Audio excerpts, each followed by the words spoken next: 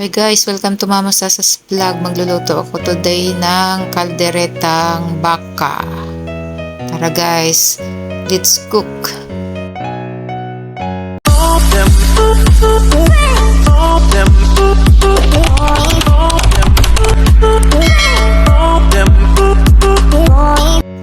Ayan guys, yung aking baka ay 700 grams yan. Ngayon guys, palalambutin ko siya sa pressure cooker ng 35 minutes. Guys, after 35 minutes ay napalambot ko na aking baka. Ngayon ay pan fry ako ng carrots at patatas. Yan guys, pan fry muna natin ang carrots kasi guys, mas masarap yung mga gulay natin na pan fry, tsaka mas matagal siyang mapanis guys. Ayan, inuna ko muna ang carrots. Ayan guys, antayin lang natin medyo lumambot ng bahagya at medyo tostadong konti yung labas ng ating carrots.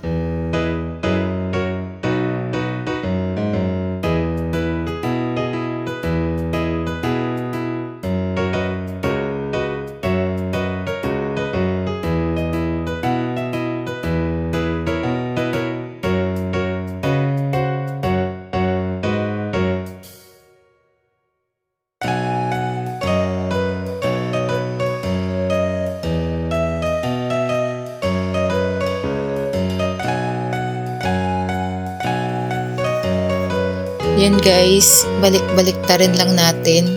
Antayin natin hanggang sa lumambot ng bahagya. Ayan guys, konting tiyaga. Guys, igilid ko muna at ilalagay ko naman yung aking mga patatas. Guys, oh. Ang hirap baliktarin. Ayan. Ilagay ko yung mga patatas guys. Yan. Then lang halo-haluin.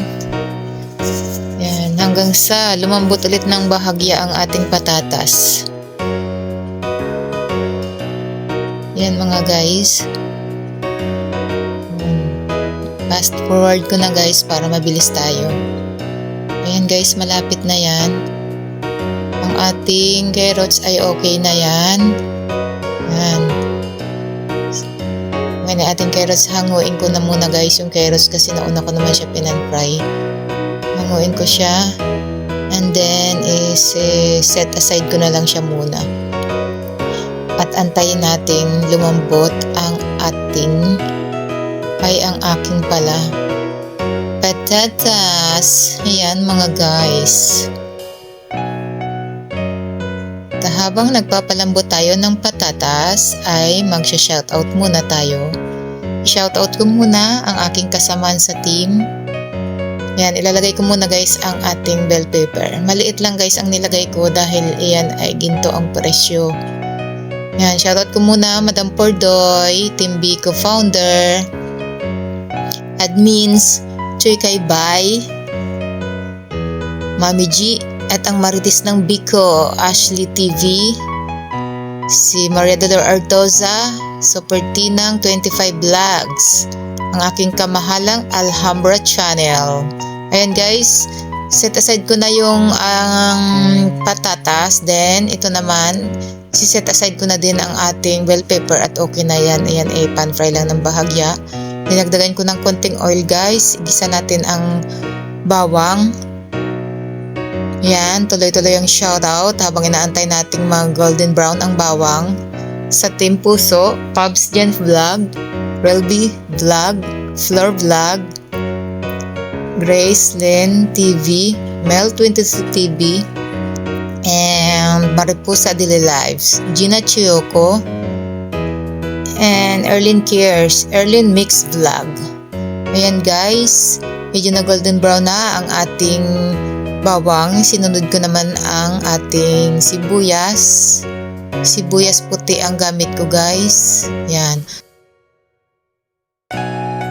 Ayan na guys, i-fast forward ko na. Ilagay ko na guys yung ating pinakulo ang karne ng baka. Ayan guys, yan. Nilagay ko na siya. Kasi saglit na lang ito guys lutuin kasi malambot na siya guys. Ayan, halo-haluin lang natin. At oo nga pala guys, ang aking ilalagay dyan ay instant na sauce. Kaya maglalagay lang ako dyan ng konting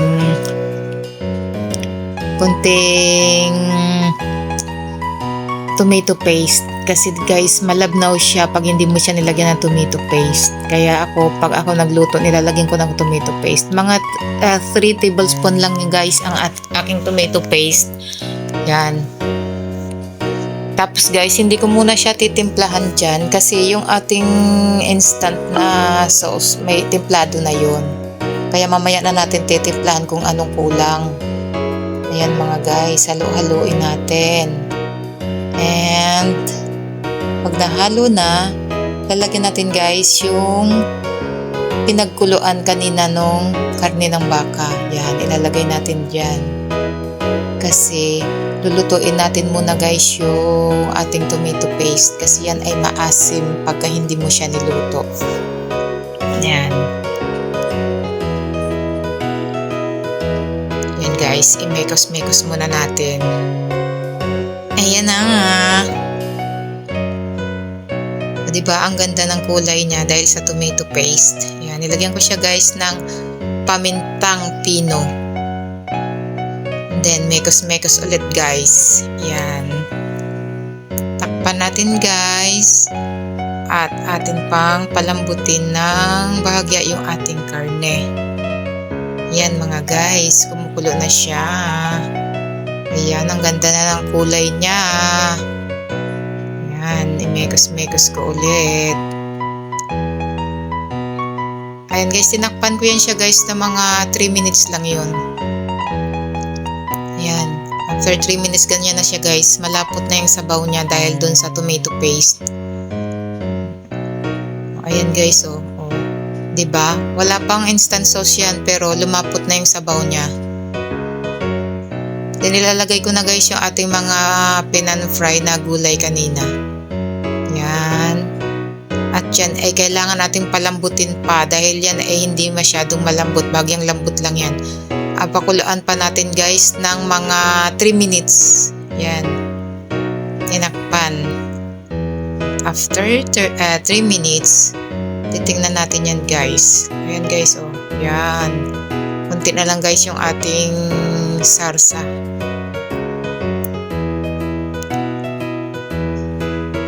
Yan na mga guys. Halo-halo, mekos-mekos. Yan na guys, ilalagay ko na ito yung aking instant caldereta sauce. Ilalagay ko siya guys. Hindi ko siya uubusin yung isang sachet niya kasi yan ay for 1 kilo. At yung akin namang ay 700 grams lang. Kaya hindi ko inubos guys. Kaya mamaya titikman ko yan kung ano ang kulang. Kasi baka mamaya matabang or masyado nang maalat kasi hindi ko natansya yung ating sachet. Kaya abangan mamaya kung ano ang kulang or sobra. Ayan mga guys.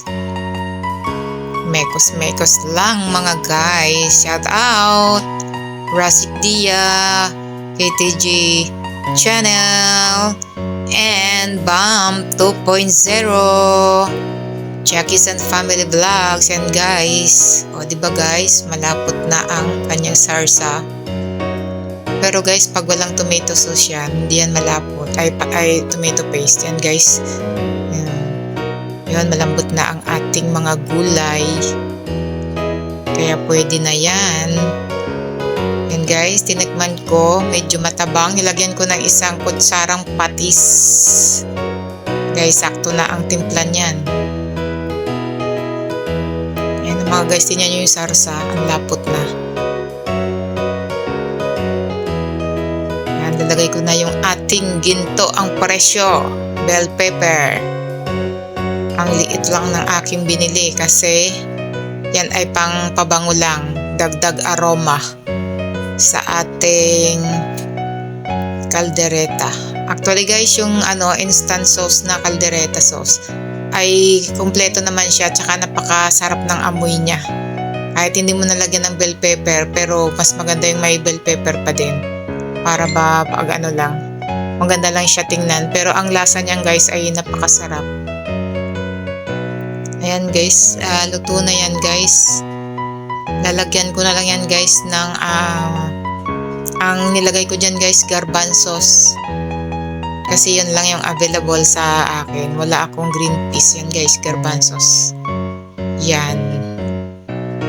Ang aking garbanzos.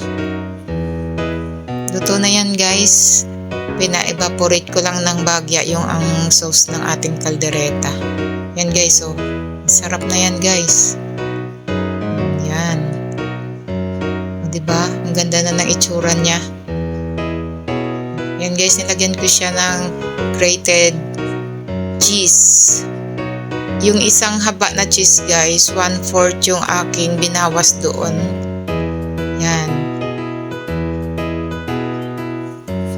Para pampakreamy ng lasa ng ating caldereta. O ayan mga guys, luto na yan siya guys. Kaya ihanda na yung kanin. No need na rin guys maglagay ng sili kasi yan ay maanghang na antimano yung sauce ng kaldereta na instant. Kaya no need na ng lagay-lagay ng kung ano-ano pa. Dahil yan ay okay-dokie na. Ayan mga guys. Ayan. Kunting evaporate na lang ng sarsa. Actually guys, mamaya mauubos din yung sarsa kasi pag mainit pa may sarsa. Pag lumamig na guys, natutuyo naman yung sarsa na yan eh. Kaya okay na yan. Luto na yan guys. Ayan guys. Yan, ang sarap. Sarsa pa lang, ulam na. Yan. Shoutout Marites. Marites, Ashley TV. Yan guys. O diba ang sarap?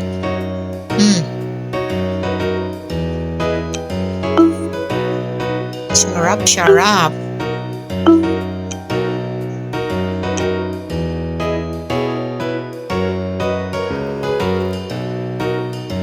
Ayan na guys, luto na ang ating kalderetang baka. Guys, thank you for watching mga guys. Please like, comment, and subscribe to Mama Sasa's vlog. Salamat. Thank you sa aking viewers. Salamat guys. Love you all.